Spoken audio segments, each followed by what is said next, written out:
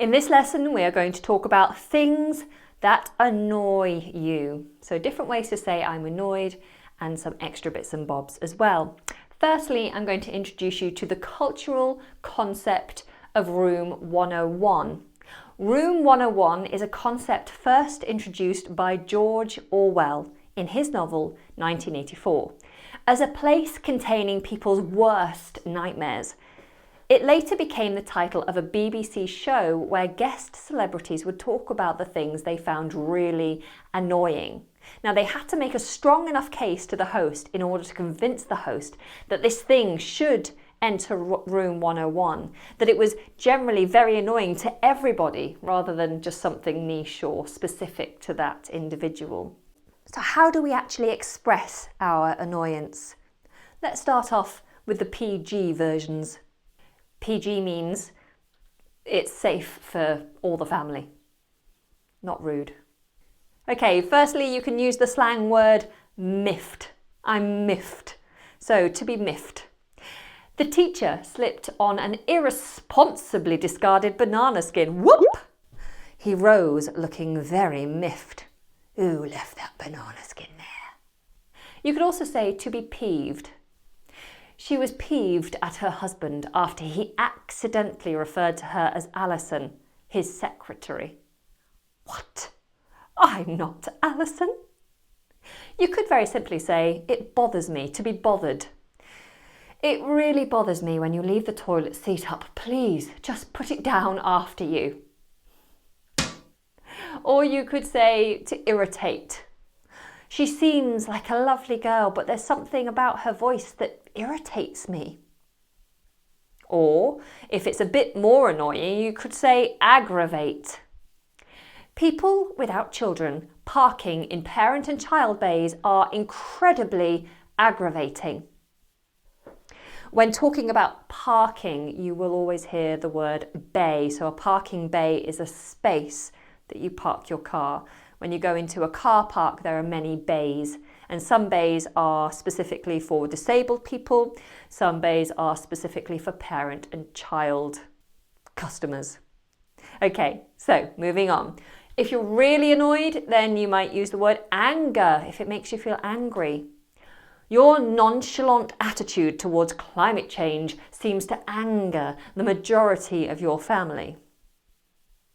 Or if it's beyond angering you, if it's more than that, you could use infuriate.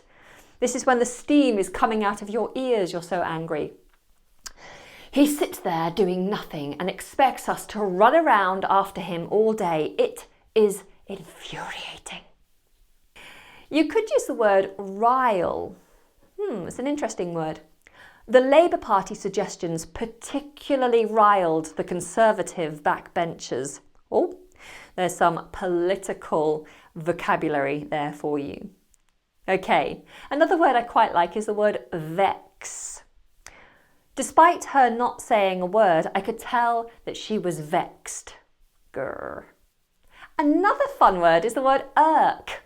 Irk. It irks me. It irks me to think of all the time and money I've wasted on this project. Now, moving on to a handful of very informal ways to say that something is annoying. You could use the phrase drives you round the bend. So to drive somebody around the bend. Do you know of any good summer schools? The kids are driving me round the bend. Sticking with the driving theme, you could say someone is driving you up the wall. We decided to get double glazing fitted as the traffic noise seeping through the old windows was driving us up the wall. Or you could say drives you to distraction, though this is less common. Oh God, Marvin, I tell you what, it's lovely to have the windows open, but these noisy bees coming in is enough to drive me to distraction.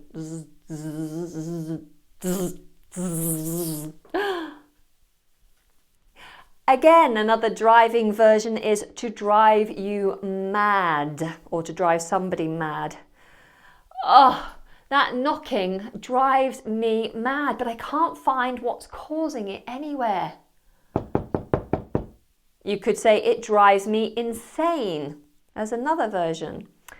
I tell you what, my manager doesn't know how to talk to me at all. And the fact that I have to sit there and not say anything drives me insane.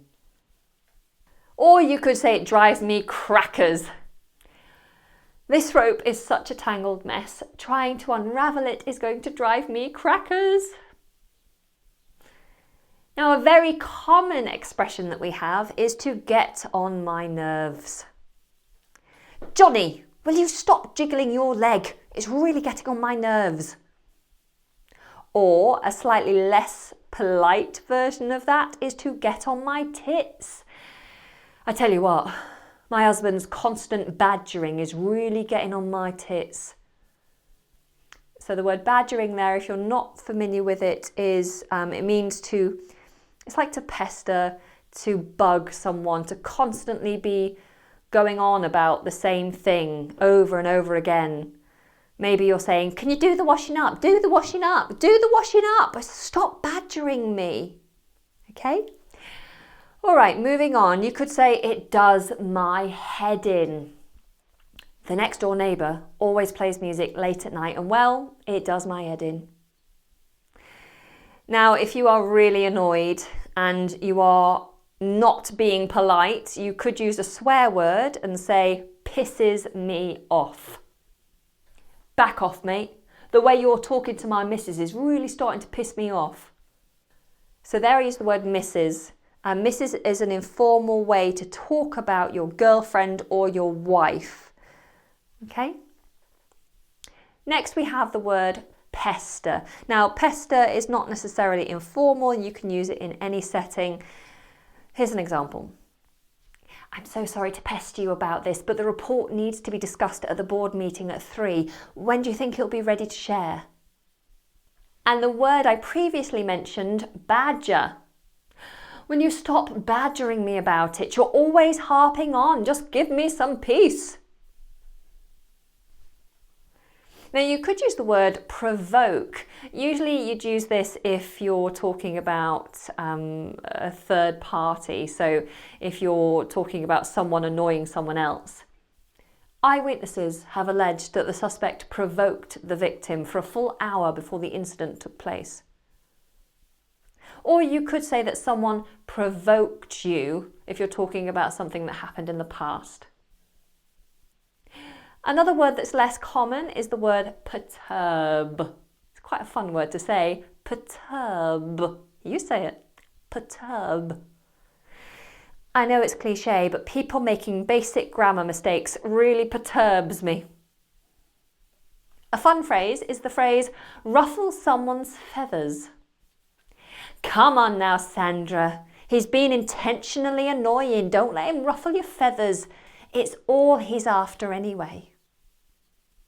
The next phrase is pet peeves. Now, pet peeves is what you would talk about when talking about things that annoy you in general. So, like this lesson is called annoying things, it could have been called pet peeves, things that annoy you. For example, there were a lot of things that annoyed Winston, a lot. But one of his biggest pet peeves was people talking with their mouth full. Disgusting, Harry thought. This could also be referred to as pet hates instead of pet peeves. The girls have many pet hates in common, a similarity which proved to strengthen their friendship.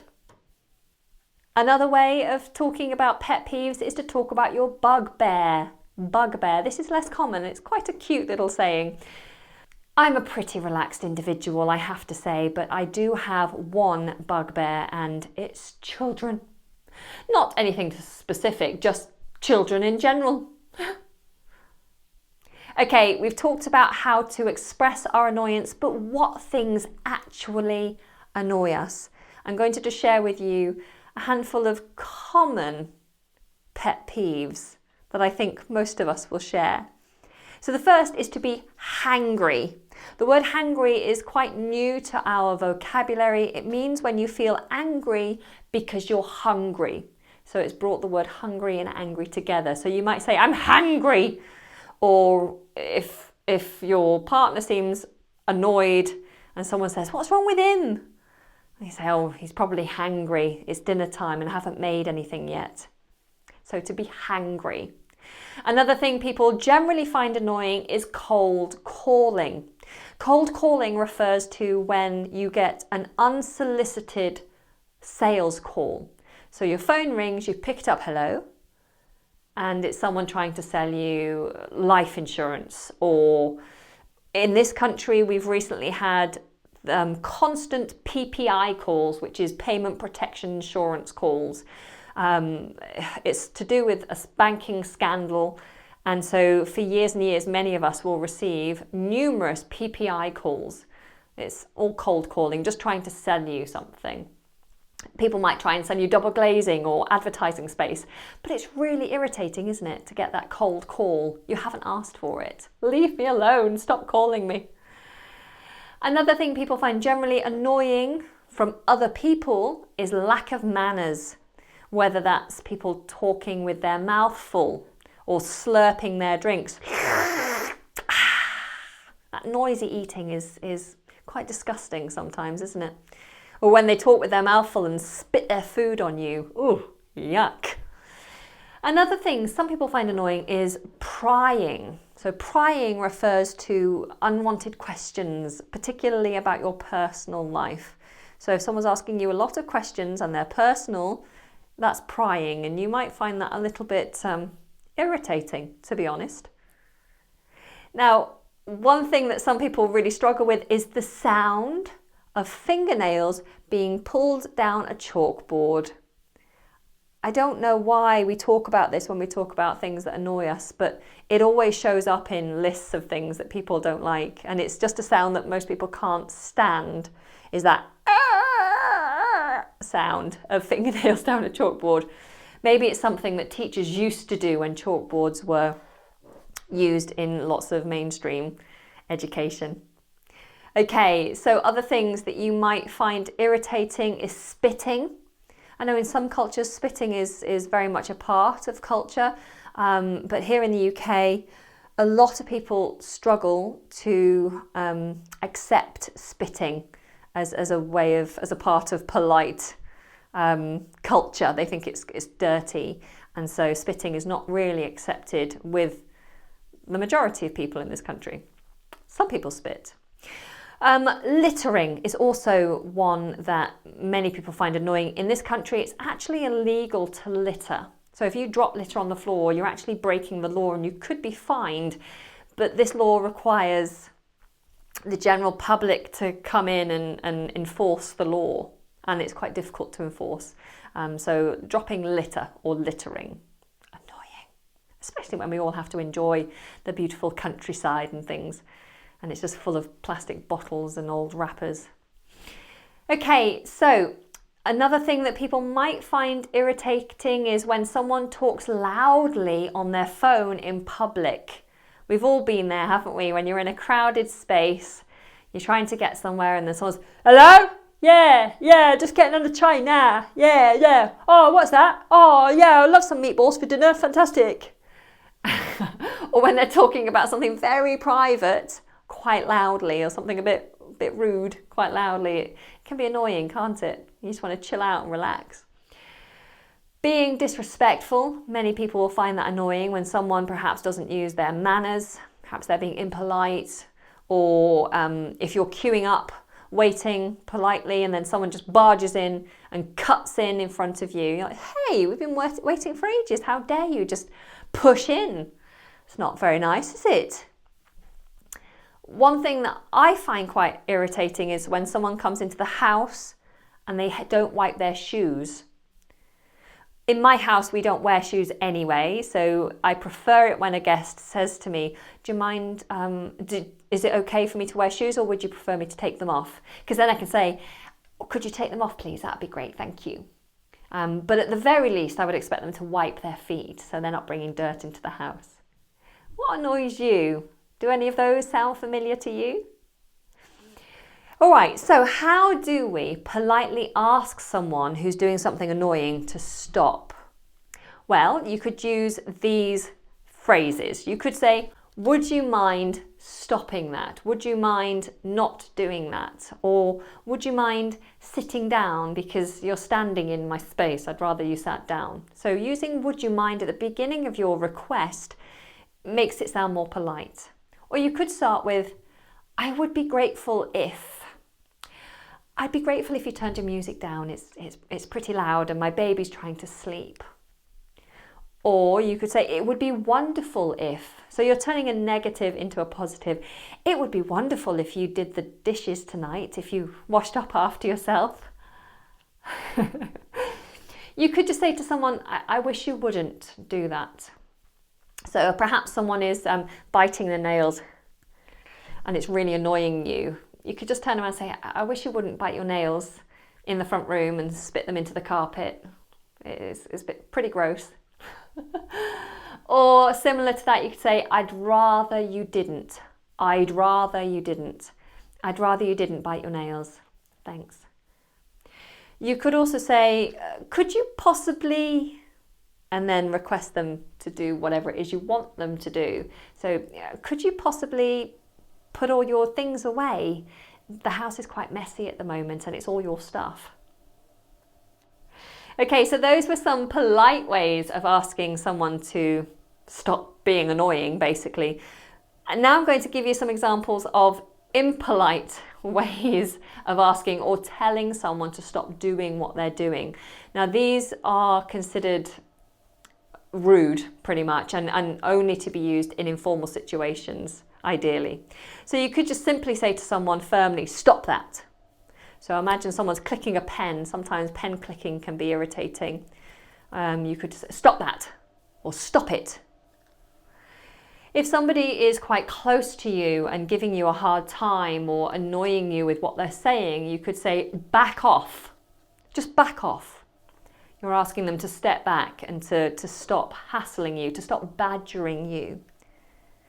You could say to someone, don't bother, or don't bother doing that. Meaning that you're so fed up with them not doing something that when they go to do it, you're saying, look, don't bother, forget it. Don't bother doing that, I'll do it. So imagine you've been asking your partner to wash up the dishes all morning and they haven't done it, even though you've been pestering them to do it. And then eventually they stand up and go, oh, fine, I'll do the dishes. You can retaliate and say, don't bother. Don't bother doing that. I'll do everything like I always do. Okay? All right, so the next one is the phrase bugger off. This just means go away. Oh, bugger off. Bugger off. You're getting on my nerves. The next one is the phrase hands off. And this means when someone's got their hands on something, when they're touching something. They might be touching you. Maybe they're all pestering you, getting their hands on your shoulders or whatever. You might, hands off. Or maybe they're touching a batch of freshly baked cakes and they're all trying to get their hands in. You're like, hands off, get out, bugger off outside. Okay? Another way of saying to stop that, in fact, there's several phrases to mean stop that. You could say cut it out. Cut it out. So if someone's whining, annoying you, cut it out, will you? You could say pack it in. Pack it in. Pack it in. Pack it in with your whining. You could say knock it off. Oh, knock it off, will you? I'm getting a headache listening to you. Or you could simply say give it a rest. Give it a rest, will you? It's doing my head in. It's driving me up the wall. Okay, so I want to finish this particular lesson by reminding you that adjectives ending with ed describe the emotion, whereas adjectives ending with ing describe the thing that causes the emotion. I only mention this because some students still struggle at this level to remember that particular rule. So ed endings is the emotion, and ing endings is the thing that causes that emotion. So for example, the game is annoying. When I play that game, I feel annoyed. So I am annoyed, the game is annoying. Okay? Fab. See you in the next lesson.